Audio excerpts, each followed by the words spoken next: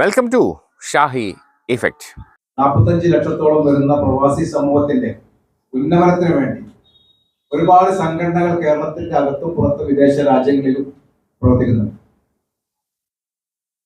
1,50,000 കോടി രൂപ ഒരു വർഷം കേരളത്തിലേക്ക് അയക്കുന്ന ഈ പ്രവാസി സമൂഹത്തിന്റെ അവസ്ഥ ഇന്നും പരിതാപകരമാണ് എന്ന് പറയുന്നതിനപ്പുറം അതിലും എത്രയോ താഴെയാണ്.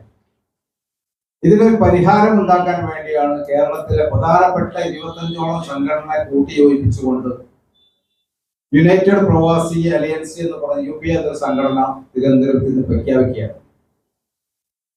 സംഘടനയുടെ ബഹുമാനപ്പെട്ട പ്രസിഡന്റാണ് ഈ കാര്യങ്ങൾ നിങ്ങൾ വിശദീകരിക്കുക.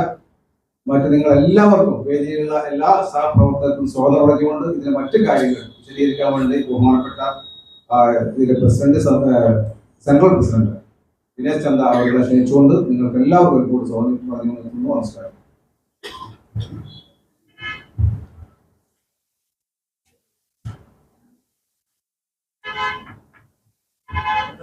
പ്രിയപ്പെട്ട മാധ്യമ സുഹൃത്തുക്കൾ, മറ്റ്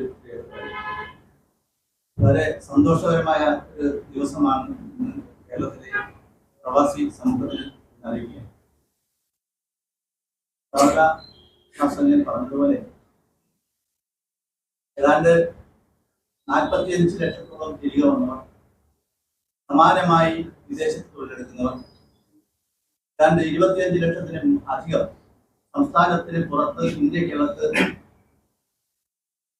തൊഴിൽ ചെയ്യുന്ന പ്രവാസികൾ, ഏതാണ്ട് 1 കോടിയോളം വരുന്ന പ്രവാസികളുടെ പരിച്ഛേദമായി പ്രവാസി സംഘടനകളുടെ ഒരു കൂട്ടായ്മ രൂപപ്പെടുന്നു. പൊതുവെ ഈ സംസ്ഥാനത്ത് ഇന്ന് സർക്കാർ അധികാരത്തിലിരിക്കുന്ന സർക്കാർ 99 സീറ്റുമായി അധികാരത്തിലിരിക്കുന്ന സർക്കാർ 90 ലക്ഷം വോട്ടുകളാണ് നേടിയത്.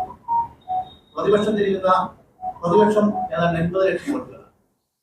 99 സീറ്റ് നേടിയ സർക്കാരിന് ലഭിച്ച വോട്ടിനേക്കാൾ അല്ലെങ്കിൽ എണ്ണത്തിനേക്കാൾ 10 ലക്ഷം കൂടി കൂടുതലാണ് പ്രവാസികളുടെ. പക്ഷേ അസംഘടിതരായി ഇന്ന് സംസ്ഥാനത്തുള്ള ഒരേ ഒരു വിഭാഗം.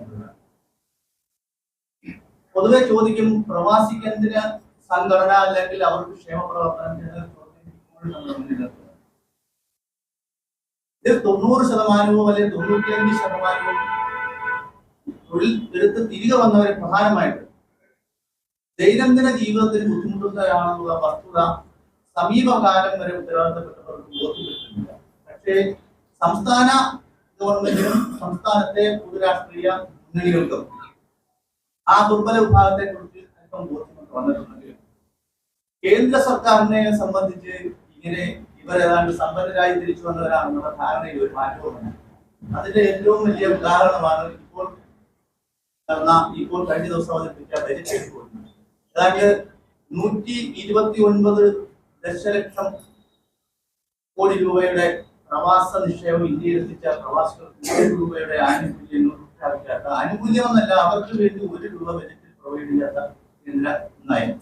അതിൽ ഞാൻ ശക്തമായ അതുപോലെ തന്നെയാണ് കേരളത്തെ സംബന്ധിച്ച് 1,60,60,000 കോടി രൂപയുടെ ബജറ്റ് അവതരിപ്പിക്കുന്ന ഈ സംസ്ഥാനത്ത് 2.25 ലക്ഷം കോടി രൂപയാണ് കഴിഞ്ഞ വർഷത്തെ പ്രവാസി വിദേശ നാണി കെട്ടിച്ചത്. അതായത് 1,60,00,000 കോടിയുടെ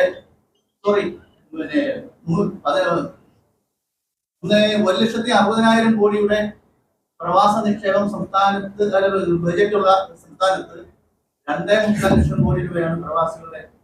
ഈ സംസ്ഥാനത്ത് ഈ വിഭാഗത്തിന് വേണ്ടി ബജറ്റ് മാറ്റിവിടുന്നത് കേവലം 200 കോടി രൂപയാണ്. ഇതൊന്നും ഇവർക്ക് വേണ്ട ആശ്വാസം നൽകുന്ന തരത്തിലേക്കല്ല.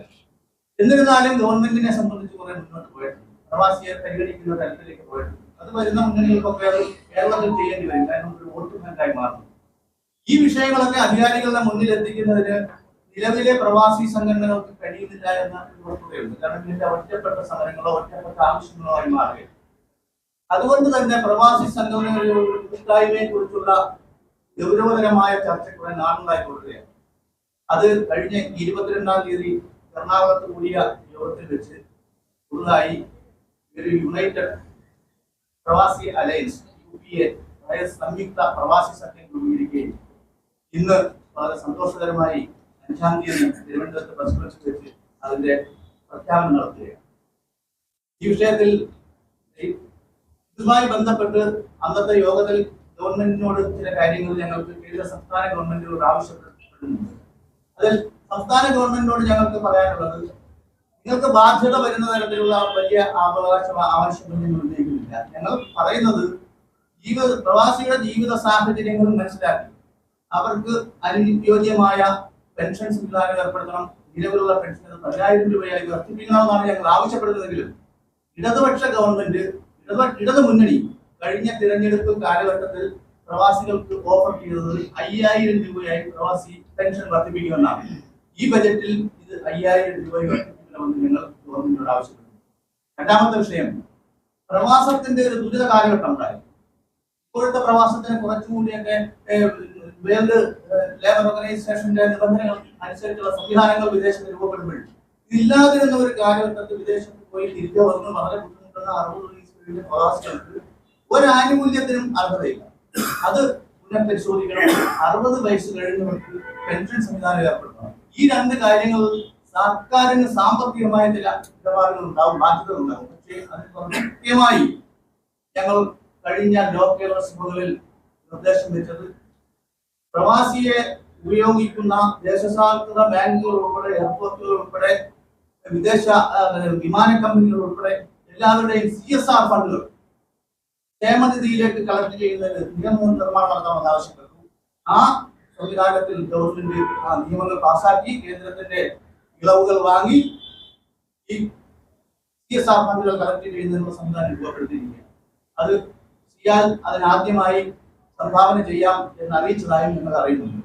കൂടുതൽ പ്രവാസികളെ ഉപയോഗിക്കുന്ന പ്രസ്ഥാനങ്ങളിൽ നിന്ന് CSR ഫണ്ടുകൾ കളക്ട് ചെയ്ത് ഈ പറയുന്ന തരത്തിലുള്ള ഉയർന്ന പെൻഷനും 60 കഴിഞ്ഞുള്ളവർക്കുള്ള പെൻഷൻ നൽകുന്നതിനുള്ള സംവിധാനം രൂപപ്പെടുത്തണം. ഇത് കൂടാതെ ഗവൺമെന്റിന് അധിക ബാധ്യതകളില്ലാത്ത നിരവധിയായ നിർദ്ദേശം. തിരികെ വന്ന 14 ലക്ഷക്കണക്കിന് പ്രവാസികൾ വളരെ വിദഗ്ധരായ വിവിധ മേഖലകളിൽ വൈദഗ്ധ്യമുള്ളവരാണ്. ഇവരെ നാട്ടിൽ വിവിധ തലങ്ങളെ പുനരധിവസിക്കണം. സ്വയം തൊഴിൽ കണ്ടെത്താനുള്ള സംവിധാനങ്ങൾ രൂപപ്പെടണം. അവരുടെ കൂട്ടായ്മകൾ രൂപപ്പെടുത്തി അവരുടെ കഴിവിനെ വീണ്ടും ഉപയോഗിക്കാവുന്ന തരത്തിലുള്ള സംവിധാനങ്ങൾ ഉൾപ്പെടെ അതിന് ഞങ്ങൾ പ്രധാനമായും മുന്നോട്ട് വെച്ച നിർദ്ദേശമുള്ള ഗ്രാമസഭയാണ്.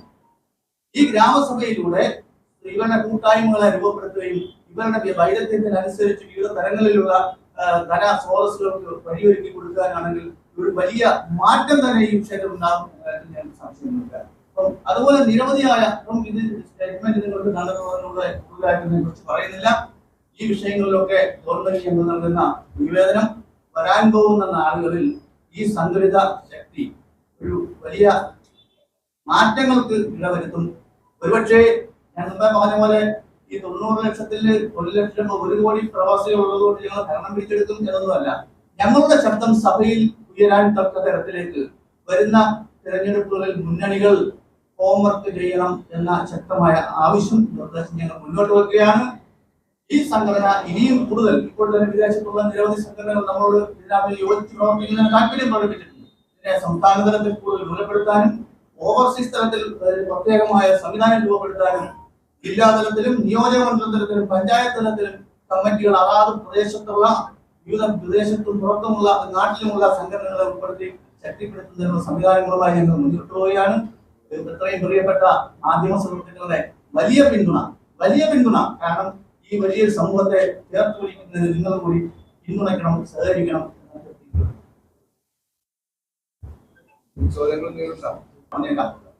അതായത് നമ്മുടെ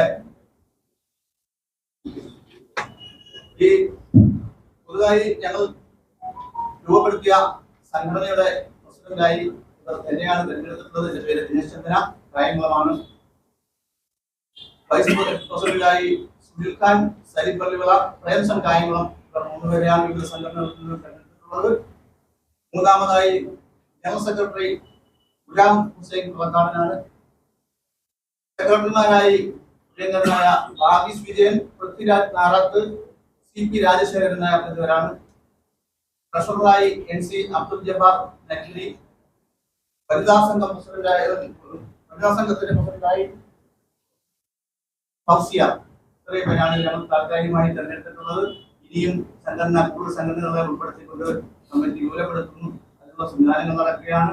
ലോ കേരള സഭ ഉൾപ്പെടെയുള്ള സഭകളിലെ പ്രതിനിധികളാണ്. ആ മേഖലയിൽ ഗവൺമെന്റ് മുന്നോട്ട് വെച്ച ആ നിർദ്ദേശത്തെ ഞങ്ങൾ സർവാത്മന സ്വാഗതം ചെയ്തു. ചില വിമർശനങ്ങൾ അന്നും ഇന്നും നിലനിൽക്കുന്നുണ്ട്. തെറ്റാണ്. അവിടെ ചില ആക്ഷേപകരമായ പരാമർശങ്ങൾ പല ഭാഗത്തു നിന്നും ഉണ്ടായിട്ടുള്ളതൊക്കെ തെറ്റാണെന്ന് ഞങ്ങൾ ആവർത്തിക്കുകയാണ്. അവിടെ ഉന്നയിച്ചിട്ടുള്ള ഒട്ടുമിക്ക വിഷയങ്ങൾക്കും പക്ഷേ പരിഹാരങ്ങളും പുതിയ ഫോർമുലകളും രൂപപ്പെട്ടു വരുന്നുണ്ട്. അത് പ്രവാസികൾ അവരെ സംബന്ധിച്ച് ഇന്നത്തെ ഭരണ രാഷ്ട്രീയ നേതൃത്വത്തിൽ ഇരിക്കുന്നവരോട് സമാനമായോ അതിനേക്കാൾ മെച്ചപ്പെട്ടയോ പൊതുപ്രവർത്തന പാരമ്പര്യമുള്ളവരാണ്. ഉപജീവനത്തിന് വേണ്ടി വിദേശത്ത് പോയി എന്ന ഒരു തെറ്റ് മാത്രമാണ് പ്രവാസികൾ ചെയ്തിട്ടുള്ളത്. അതുകൊണ്ട് തന്നെ കേരളത്തിന്റെ പുനർനിർമ്മാണത്തിന് അവരുടെ അഭിപ്രായങ്ങൾ കേൾക്കുന്നതിനും അവരുടെ നിർദ്ദേശങ്ങൾ കേൾക്കുന്നതിനും ഒരു ഗവൺമെന്റ് തയ്യാറായതിനെ പരിഹസിച്ചവരോട് ഞങ്ങൾക്ക് സഹതാപമാണുള്ളത്.